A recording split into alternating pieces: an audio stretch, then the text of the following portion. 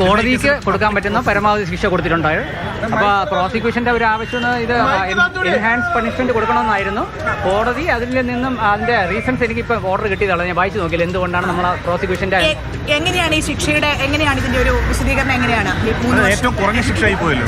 അല്ല, കുറഞ്ഞ ശിക്ഷയല്ല, ഈ കോടതിക്ക് കൊടുക്കാൻ പറ്റുന്ന പരമാവധി ശിക്ഷയാണ് മാക്സിമം. അത് 3 രൂപയാണ് ഈ കോടതിക്കുള്ള ജൂറിസ്ഡിക്ഷൻ. അങ്ങനെ മാക്സിമം ശിക്ഷ തന്നെ കോടതി കൊടുത്തിട്ടുണ്ട്.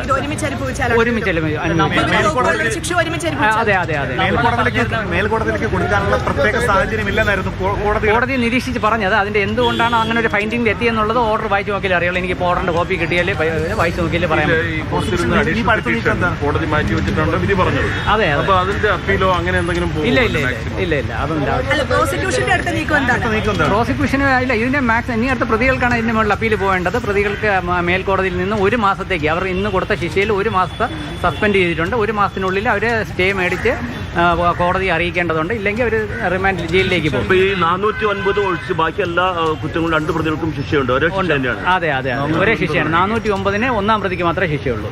ബാക്കി 2 പ്രതികൾക്കും എല്ലാ കുറ്റങ്ങളും ബാധകമാണ്. അതെ അതെ ബാധകം. നിങ്ങൾ ഉദ്ദേശിച്ച പ്രധാനപ്പെട്ട കാര്യം ജീവപര്യന്തം വരെ ശിക്ഷ കിട്ടാവുന്ന ഒന്നായിരുന്നു 409. അതുകൊണ്ട് അത് മേൽക്കോടതിക്ക് റെഫർ ചെയ്യണമെന്നായിരുന്നു നമ്മുടെ ആവശ്യം. ആ ആവശ്യം കോടതി നിലവിൽ പരിഗണിച്ചിട്ടില്ല. അതെ അതെ അത് എന്തുകൊണ്ട് കോടതി പരിഗണിച്ചില്ല എന്നുള്ളത് എനിക്ക് കയ്യിൽ ഓർഡർ കിട്ടിയതേ ഉള്ളൂ. ഓർഡർ വായിച്ചു നോക്കിയാലേ അത് എന്തുകൊണ്ടാണ് പരിഗണിക്കാതെ എനിക്ക് പറയാൻ പറ്റുള്ളൂ. എന്റെ കയ്യിൽ ഇപ്പം കോപ്പി കിട്ടിയതേ ഉള്ളൂ. അത് വായിച്ചു നോക്കാം.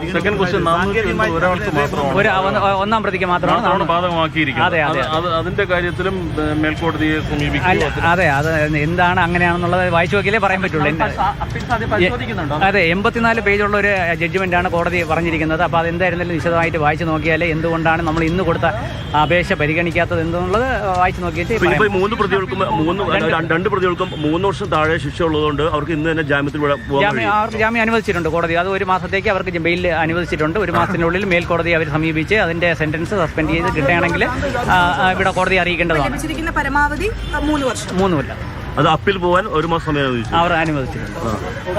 മറ്റു ജാമ്യ വ്യവസ്ഥകൾ എന്തെങ്കിലും ഇല്ല ഇല്ല അത് ഞാൻ അല്ല സെക്ഷനുകൾ ഇപ്പോൾ ഇതിൽ 120B-ക്ക് 6 മാസം.